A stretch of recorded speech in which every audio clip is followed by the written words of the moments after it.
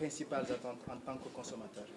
Alors, nous avons beaucoup apprécié l'évolution des choses parce que nous avons déjà eu à visiter le dispatching quelques mois après sa création. Nous avons vu aujourd'hui, par exemple, que le dispatching est à un niveau extrêmement avancé par rapport aux technologies qui sont utilisées. De même que le bureau central de conduite aussi, nous avons vu que le mur d'image est à un niveau d'évolution qui diffère de ce que nous avions avant, c'est-à-dire une planche sur laquelle il y avait des pins. Nous avons vu que donc, depuis la dernière visite qui avait été faite il y a quelques années, on se rend compte des efforts qui sont faits dans le sens d'amélioration des investissements pour améliorer la qualité offerte aux consommateurs.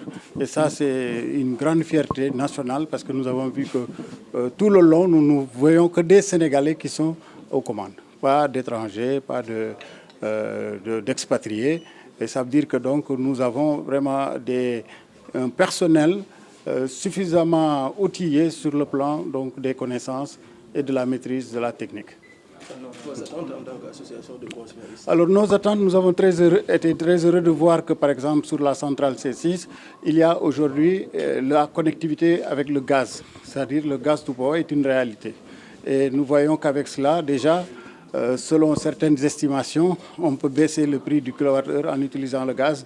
Parfois, ça peut aller jusqu'à 16-17 francs de gain sur le kilowattheure, sur le prix du kilowattheure. Donc, cela veut dire que si on généralise l'utilisation du gaz, à ce moment-là, on aura des coûts beaucoup plus faibles qui pourraient impacter de manière significative le prix du carburant, le prix de l'électricité, donc à la fois pour les ménages et pour la compétitivité de notre économie. Et ça, c'est un grand espoir pour nous. Alors, quel message lancez-vous pour rassurer les consommateurs? Alors, pour rassurer les consommateurs, nous avons vu qu'il y a quelques mois de cela, tout le monde disait que le prix de l'électricité a baissé. En fait, le prix n'avait pas été modifié, mais il faut comprendre que c'était une période où les appareils consommaient moins et donc les factures étaient moins élevées. Actuellement, nous sommes en train de travailler pour que l'État revoie la facture, être plus à même de répondre aux spécificités de la demande actuelle. Parce qu'aujourd'hui, nous avons plus de gens qui ont des appareils qui consomment énergivores, tels que des splits, etc. Par conséquent, nous devons revoir la géographie du tarif pour permettre donc de prendre en considération cette nécessité que, disons, chaque Sénégalais doit avoir la possibilité d'avoir un split ou un climatiseur chez lui. À part l'association des consommateurs, quelles sont les autres organisations qui sont avec vous pour cette délégation? Alors, sur la délégation, il y a à la fois les associations de consommateurs, il y a aussi la presse qui est assez spécialisée, la presse économique. Et nous pensons que c'est extrêmement important qu'il y ait cet exercice de transparence pour que les gens comprennent réellement ce que c'est cette entreprise, qui est une entreprise nationale qui appartient aux Sénégalais. Et je pense qu'il faudrait multiplier ce genre d'échanges pour permettre de mieux connaître ce que nous avons comme outil de production. Voilà, donc moi je suis Arona Baldé, le directeur de l'exploitation du système et des achats à Sénélec. Alors vous avez accueilli de la presse, les associations de consommateurs, dans un espace quand même qui est quand même central dans le dispositif de Sénélec. Présentez-nous un peu l'espace autour. Voilà, donc c'est important de dire que c'est sur instruction du ministre qui nous a rendu visite il y a 10 jours qu'on a pensé à accueillir quand même l'association des consommateurs ou bien les associations des consommateurs au niveau du centre du dispatching. Donc pour nous, ce centre-là reste névralgique et important pour la satisfaction de la demande et de l'alimentation en quantité et en qualité auprès de nos clients.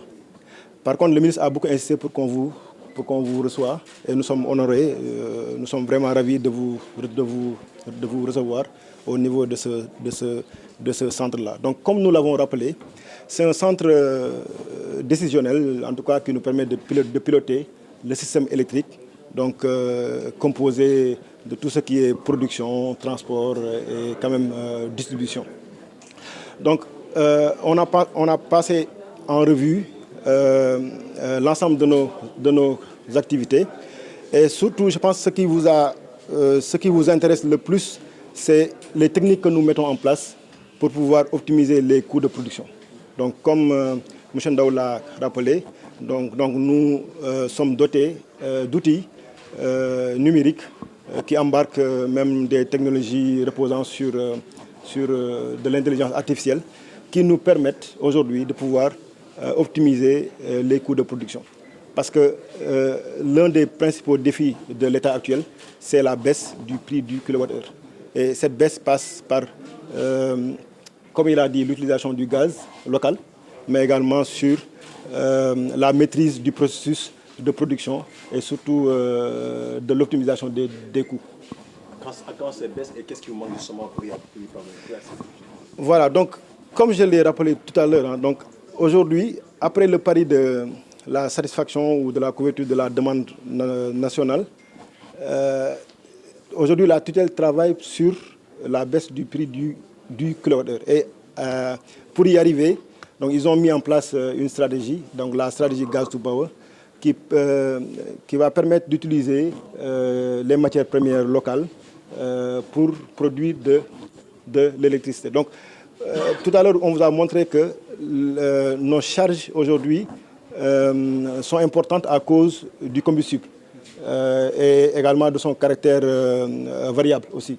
Donc, aujourd'hui, l'État du Sénégal nous a demandé de pouvoir rapidement convertir nos centrales qui fonctionnent au HFO pour les faire... HFO, c'est du fioul lourd, donc pour les faire fonctionner au gaz.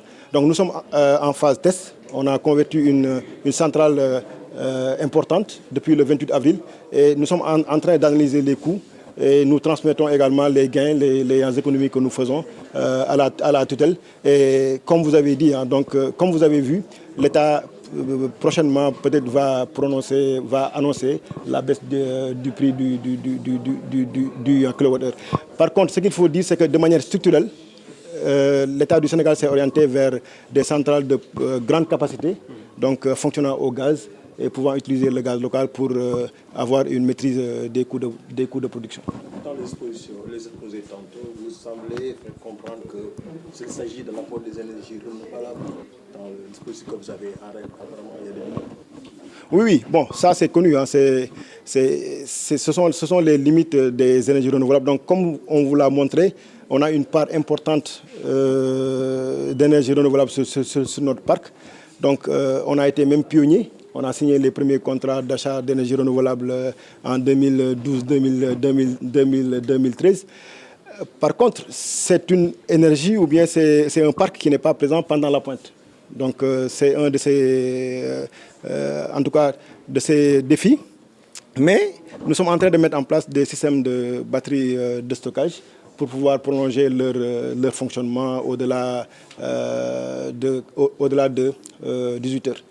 Donc nous profitons également de l'environnement économique qui est favorable, donc avec la baisse des panneaux, pour pouvoir atteindre l'objectif que le gouvernement du Sénégal s'est fixé, d'avoir un taux de pénétration de 40% d'ici 2030.